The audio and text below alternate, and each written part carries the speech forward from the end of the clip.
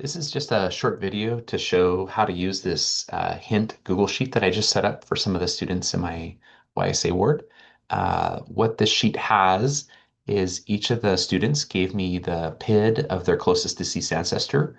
I crawled up the tree 6 generations and down 6 generations, and then I merged it with a list of tree extending hints that I have. So each of these is a hint that could potentially add new people to the tree that's related to this particular student. So I'm going to help Katie here. You can see I did the first row already. So as we work on these, we can click on this link and it'll take us to SourceLinker. And then here in SourceLinker, we have to decide if it's a match. And then if we decide that it's a match, then notice this one's actually kind of cool. Look at that. Um, so you can see here we have, George on the tree. He's got a dad. He doesn't have any siblings. He does have a wife and children. But this record in 1880 would give us his mom and 5 of his siblings. So in this case, it looks like a pretty good match, but maybe there's another George Hartman out there, born in the same year in the same state that has the same father name. So what I'm going to do is just do one little kind of check on just do a couple little extra little checks to see if we can get confirmation. So here we have christening. Oh, okay. No, those are with his spouse and children. I was hoping to find maybe his mother. So really what we want to confirm is that his mother's name is Anna. So, you can always skip these hints or leave a note that says like, I'm not quite sure. But what I'm going to do is I'm going to come over here and just look at a public member tree. And what I'm really interested in is the 1880 census for him. So here you can see that this person, well-sourced tree, lots of sources attached, lots of information. It's got his wife, kids, everything's matching up with the tree. And in fact, actually, one thing I noticed right away is the tree is missing one of the kids. So I'll actually add Elmira in there too. You can see there they have these. So this looks like a well-documented tree. It's the first one that Ancestry showed us, like Ancestry's top pick. And in fact, it's the same 1880 census that we're seeing here. Okay. Oh, and you can actually see his mom's name is Christiana Walker. Okay. So what we're going to do now is we're going to go back. So now we feel more comfortable in this particular link. You can see here is his dad. It says born in Germany. Over here it says born in Switzerland. You can see Christiana. Uh, okay. So there's some like slight differences in the parents' birth dates, but you can see that this is definitely the same family. So what I'm going to do then is I'm just going to attach this source and bring over those new people.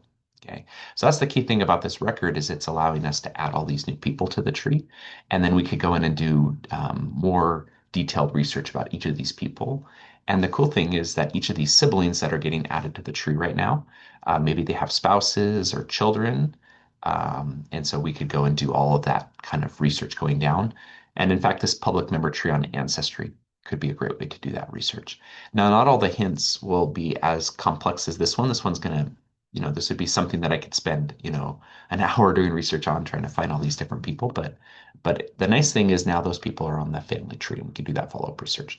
So I'm going to just put a note. I'm going to put one note added 5 people, come back. Uh, Lots of work to do. Okay, so let's just try another one. Okay, so here we have John Miller. Now, for whatever reason, we flagged this as a tree extending hint, but to me, this doesn't look like we're going to add any new people. Um, these look like maybe some unrelated people, though. Let's just check one little thing really fast. Okay, so that's Rachel's mom. And then I don't know what Henry Jones is. We could actually look on the record if we wanted to see what Henry is. So come down here to Henry, and Henry is what's his relationship? Oh, other. So yeah, he's just there, probably a boarder or a roomer living with the family. Okay, so that one didn't add anything, so that's fine. We can still do it.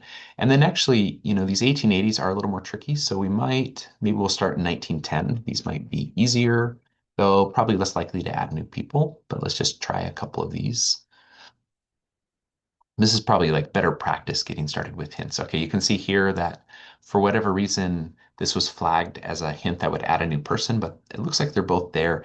Now, I think what probably happened here is you can see that Anna's birth year is off by about 6 years in this particular census record, which obviously should make us like be a little more cautious about doing this. H. Hufford, his is spot on. Hers is a little off. Now, granted,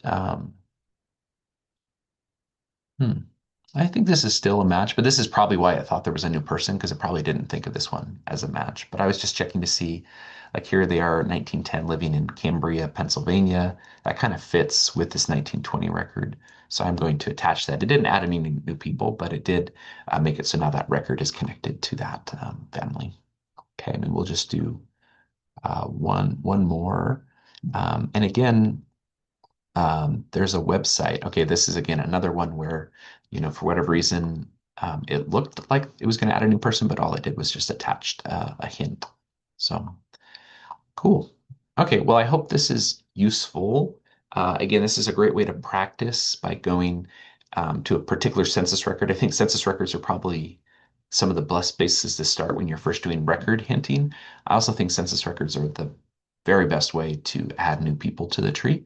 So you'll see that this will be a great way for some of the students in my YSA ward to grow the family tree and be able to do baptisms for people they're related to.